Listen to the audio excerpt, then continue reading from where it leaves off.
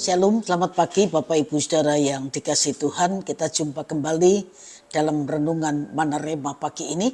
Sebelumnya kita akan sama-sama berdoa terlebih dahulu. Bapak mengucap syukur buat kesempatan kami boleh kembali mendengar kebenaran firman-Mu. Mari Tuhan urapi hamba-Mu, taruh kehendak-Mu untuk disampaikan. Dan biar urapan yang sama ada pada umat-Mu yang mendengar kebenaran ini. Supaya baik yang menyampaikan maupun yang mendengar sama-sama diberkati oleh Tuhan. Dalam nama Tuhan Yesus kami sudah berdoa. Haleluya. Amin.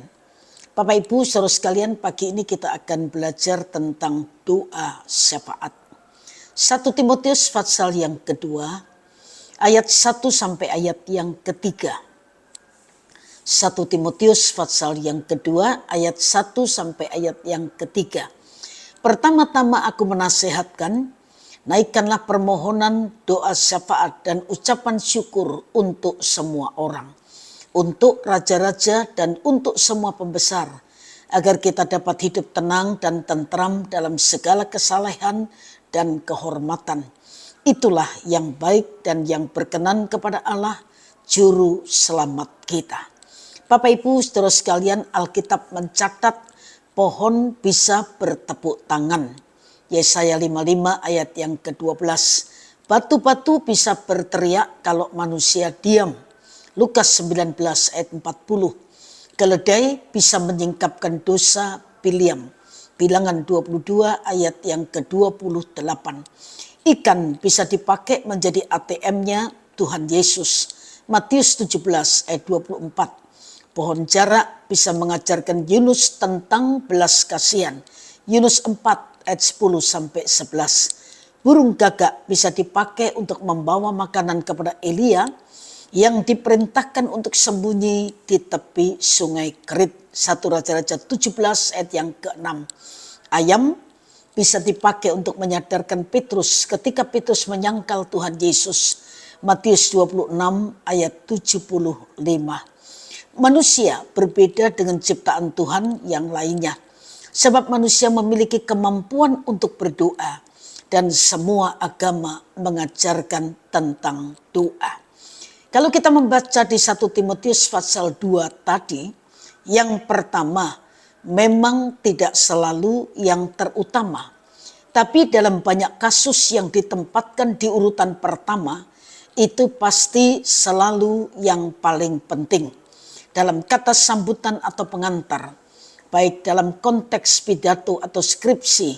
Misalnya, seseorang akan menaruh ucapan terima kasihnya pada Tuhan. Pertama-tama saya ucapkan puji dan syukur saya kehadirat Tuhan dan seterusnya. Karena dianggap penting, maka ditempatkan di urutan pertama. Demikian jugalah yang dilakukan Paulus.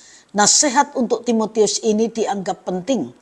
Dan karena itu ia menjadikannya sebagai nasihat yang pertama.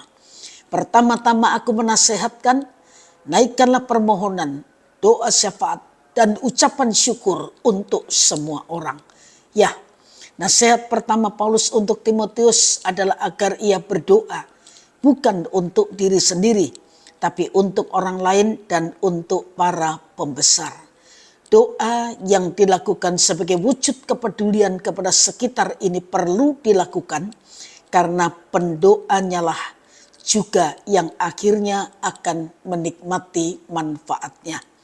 Doa syafaat selain berkenan di mata Tuhan juga perlu dinaikkan agar jemaat dapat hidup dengan tenang dan tentram dalam segala kesalehan dan kehormatan. Nasihat untuk Paulus ini tidak hanya ditujukan kepada Timotius dan jemaat saat itu, tapi juga bagi kita orang percaya saat ini. Sebab itu mari ubah gaya doa kita.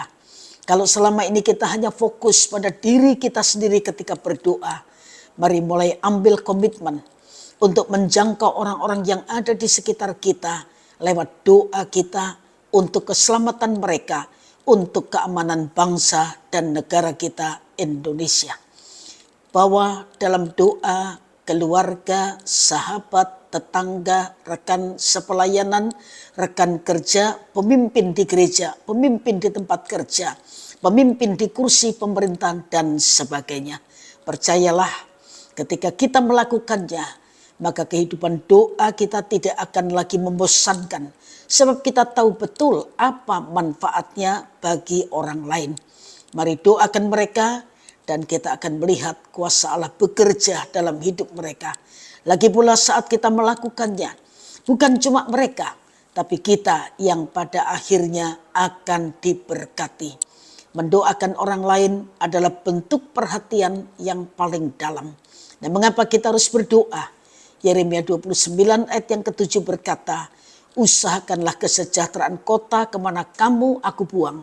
Dan berdoalah untuk kota itu kepada Tuhan, sebab kesejahteraannya adalah kesejahteraanmu. Tuhan memberkati Bapak Ibu Saudara sekalian, biar doa yang kita panjatkan kehadirat Tuhan bukan sekedar doa rutinitas, bukan sekedar doa egois, tapi doa yang berkualitas, yang menarik hadirat Tuhan, dan yang menarik jawaban Tuhan turun atas hidup kita. Selamat pagi, mari kita sama-sama berdoa. Terima kasih Tuhan kalau kami kembali diingatkan lewat kebenaran firman-Mu bahwa kami harus berdoa. Bukan hanya untuk kepentingan kami pribadi, tapi untuk para pemimpin, untuk semua orang. Sebab Tuhan tidak mengendaki satu jiwa binasa. Meteraikan firman-Mu dan terjemahkan lebih dari yang hamba-Mu bisa sampaikan malam ini. Dan biar semua yang mendengar kebenaran ini memiliki respon yang baik, menjadi pelaku firman dan bukan hanya pendengar saja. Sepanjang hari ini kami serahkan diri kami dalam tangan Tuhan. Tuntun kami untuk melakukan kehendak-Mu. Berkati pekerjaan kami dan buat jadi berhasil untuk kemuliaan nama Tuhan. Dalam nama Tuhan Yesus kami sudah berdoa. Haleluya. Amin. Tuhan memberkati Bapak Ibu saudara sekalian.